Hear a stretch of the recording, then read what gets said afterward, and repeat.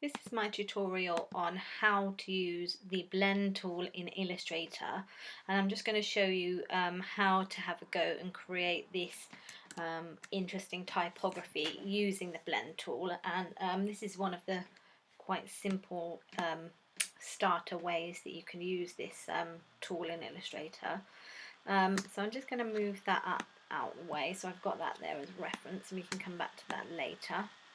The first thing that I'm going to show you very quickly is the basics of the blend tool, how it works, what you might use it for. So the first thing that I'm going to do is just explain to you that it's better in this case to work on a black background.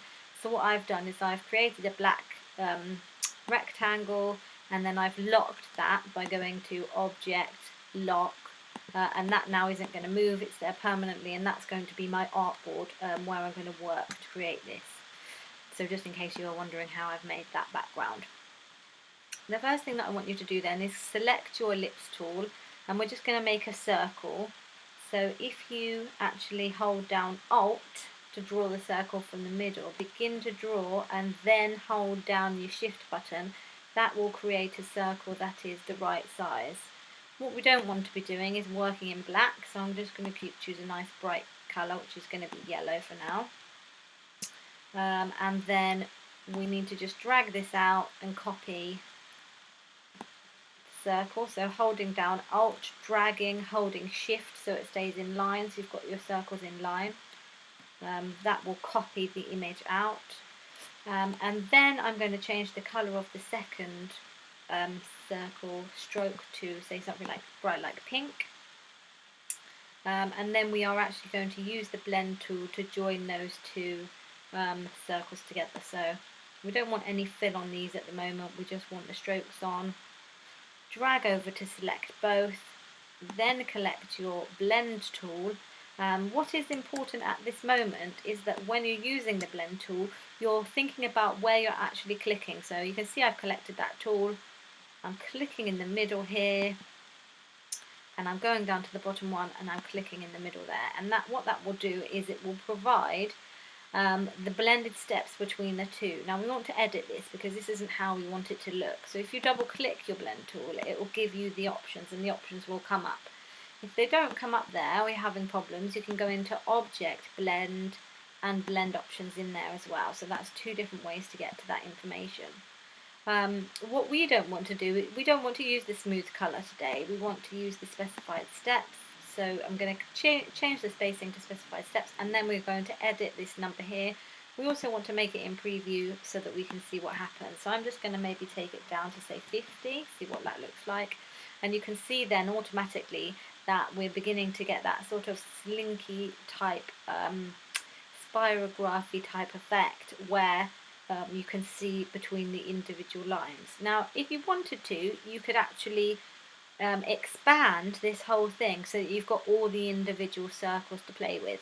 At this stage we're not going to bother doing that because that basically is going to make it a little bit difficult, because you then got all these individual circles and that might be too difficult for you to deal with. You can also work with the different orientations, but at this stage that isn't going to make any difference. So just click on OK, and there you have a very simple blended line. Now if you wanted to try doing the same thing again, and I'm just gonna, you don't need to copy this, I just want to show you what I'm going to do to just see, just an example to show how you can use this differently. We're going to just release that and try again. I'm going to get rid of that line in the middle, and just to show you that if I chose the different points on the circle, it would give a different effect.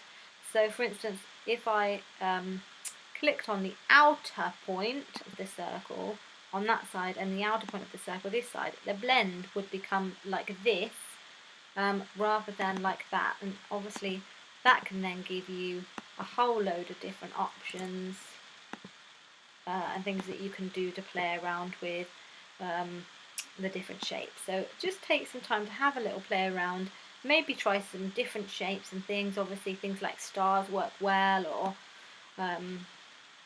polygons and things like that can work really well. So have a little go maybe after you've done this tutorial, playing around with different shapes as well, because you can get some really interesting effects.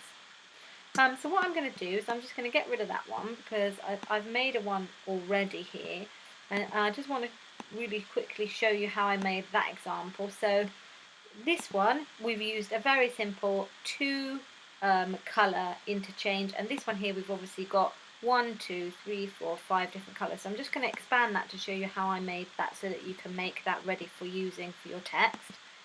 You don't need to obviously do this stage yet. I'm just going to release this and then show you what I've done. And in fact what I'm going to do is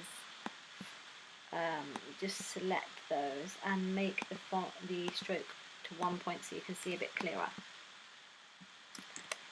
If ever you wanted to go back into your work and see what's going on underneath, so for instance I don't need this line but I can't select it any other way, it wasn't selecting when I tried to select it without going into preview mode.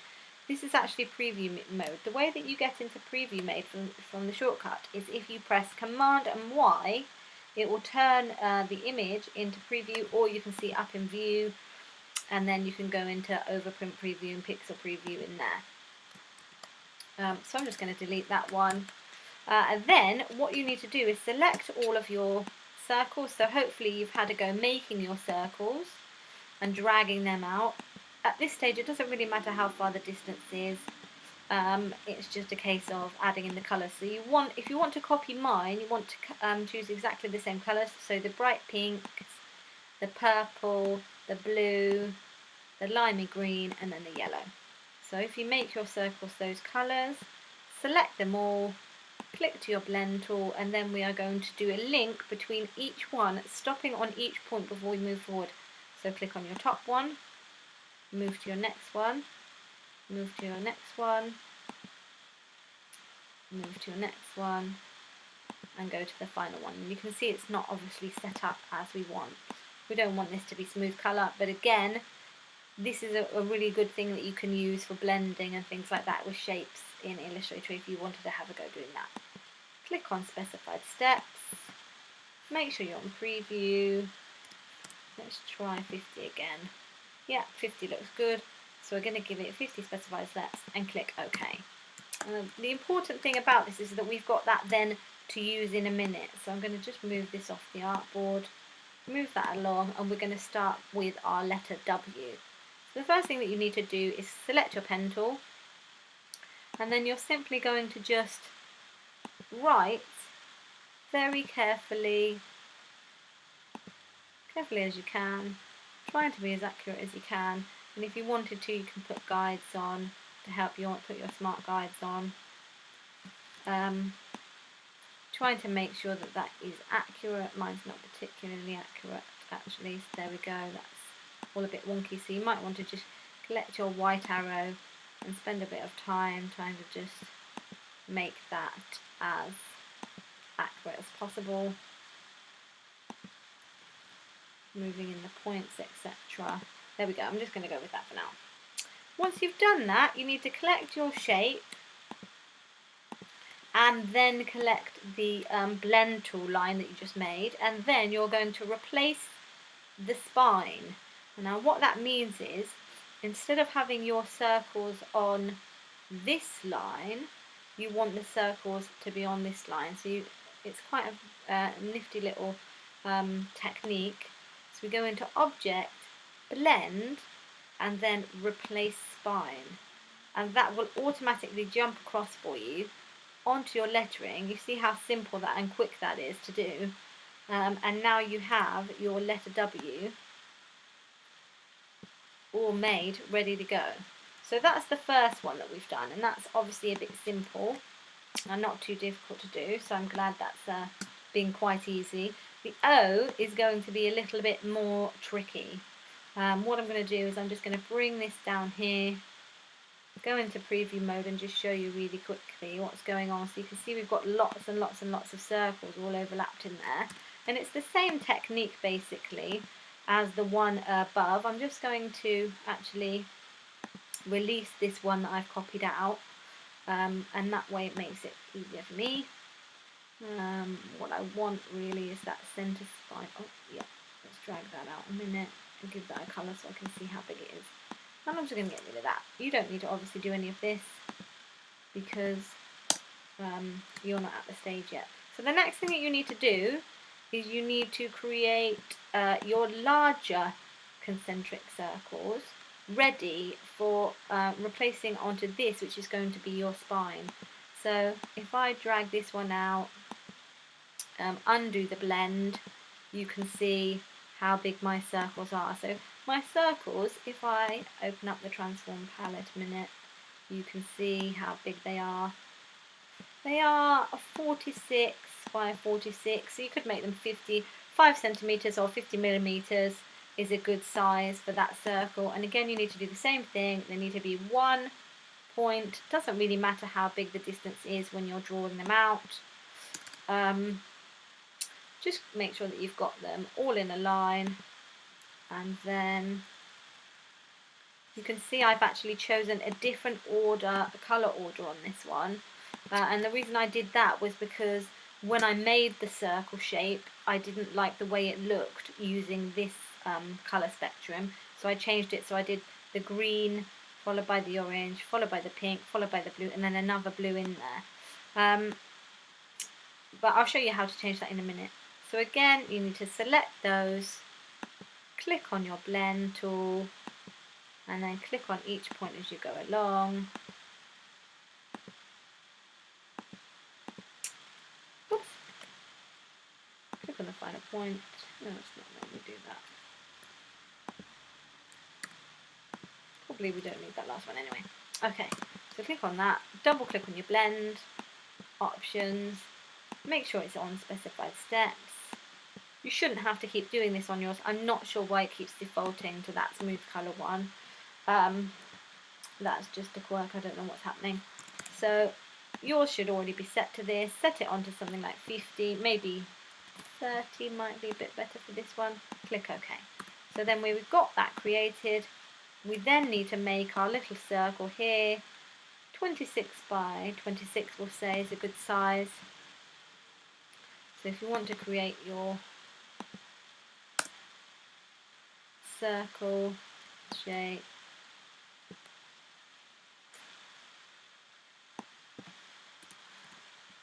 go into your path to transform palette, or you could have just set that up to make your circle that size, and then get rid of that one because I don't want to use that one for now. Then I'm going to replace the spine using this one onto here.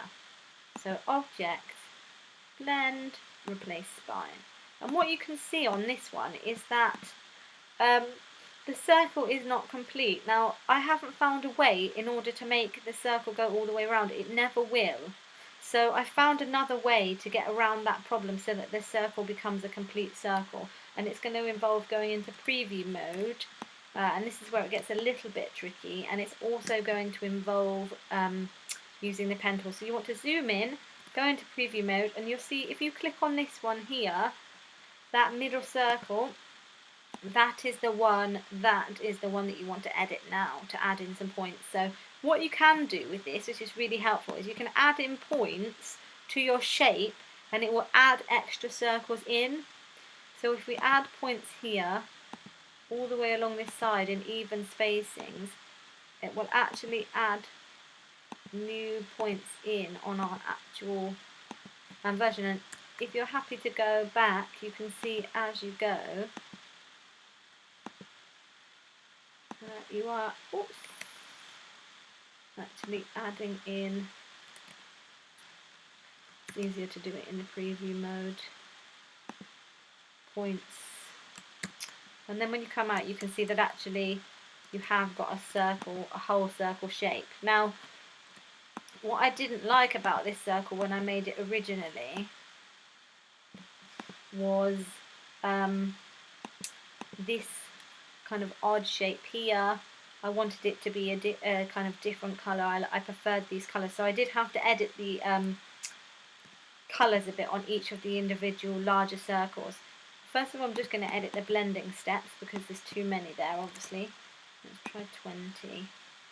Yeah, maybe 18. That looks a bit better. And then just double check that your stroke is on 1 point. And then what you can do, in fact I might even take that down just a little bit more, maybe to 15. Okay, then what you can do is you can actually go back in with your white arrow, and if you've got your smart guides on, you can actually see where the edges are of the actual paths, and you can click on them and try changing the colours. So I'm going to click on that pink one and possibly change it to, let's try blue, oh no, green. I'm going to try and find this one on this side and change it blue, and then maybe try that one and change it pink. So you can edit this until you've got to the point where you're happy with your colours. I do think that it's nice to get in a bit of yellow in there. Again, if you're struggling between finding the different circles, you can go back into the preview and click. So just have a bit of a play around trying out some different colours. You see what happens if you put too much of the different colour in there, then you get a weird effect where, let me just show you that again. You get this weird effect where it doesn't quite look like it's a finished circle. You get some kind of odd distorted perspective effect.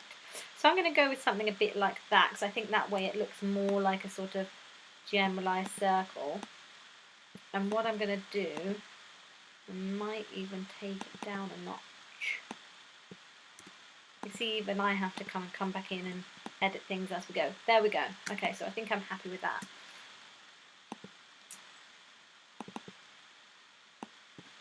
Might even go back into that one and change that one a bit too. So it's all about sort of playing around and seeing how you do it. Now, the next thing is how to create the actual centre. So if you see on this one here, if I drag that over, I have got this interesting centre point going on, which sort of gives it a kind of more finished bit of a pow look. So what I've actually done here is another trick using the circle blend tool. And I'll drag those in so you can see. And I've basically just created another series of separate circles that I've added into the middle. So again, you want to select your circle tool. It's best probably to make your circle, you work within the actual area that you're doing it, so over your O. So if you want to just lock that, either by holding down Apple 2 or going to Object Lock, that will hold that in place, and then you can work as you want from there. So select your ellipse tool by clicking on L or getting it from the toolbox.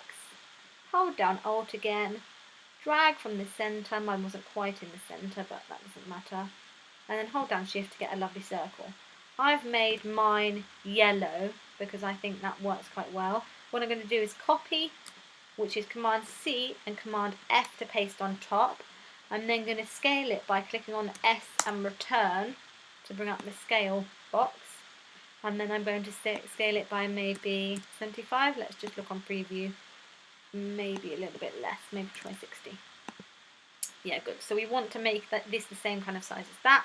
Click on OK, and then select both of those.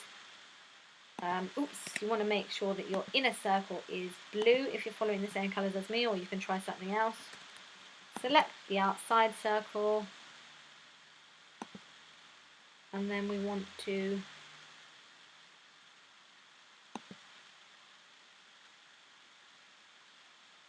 add in the steps between the two. So if we click on the middle one and then click on the outside, that will then let us create the blend between the two. Again, I don't know why mine isn't going specifically to the specified steps, but that's fine. We can just edit that now. And then you don't want too many circles here because you want to get this interesting sort of effect. So I've done 15. You could try something less, like 10 steps. If you didn't want it too dark, but I think maybe 15 looks quite good because it gives you that nice pop of colour. So click on OK, and that's done. We're now going to repeat the same process, or you are. I'm not going to show you it again because it's what I've just created, only with a smaller circle here, this size, and then fit that into the middle. Delete that, And then all that you need to do after that is just literally to copy across your W, so that you've got two versions of your W. I might actually just centre that up, it's not in the centre. And then there you go, you have your wow text created using techniques from the blend tool. Don't forget that you can actually go back in and edit the colours if you wanted to change the colour from this side so that it was opposites. Don't forget that you can come back to this, and if you wanted to add some more steps in to make it a bit darker, you can. I think I might do. And there you have your finished result, which I think is actually quite quirky and quite a lot of fun to make. Hope you've enjoyed it, and if you have, then you might share the link to my tutorial with other people. Thank you very much.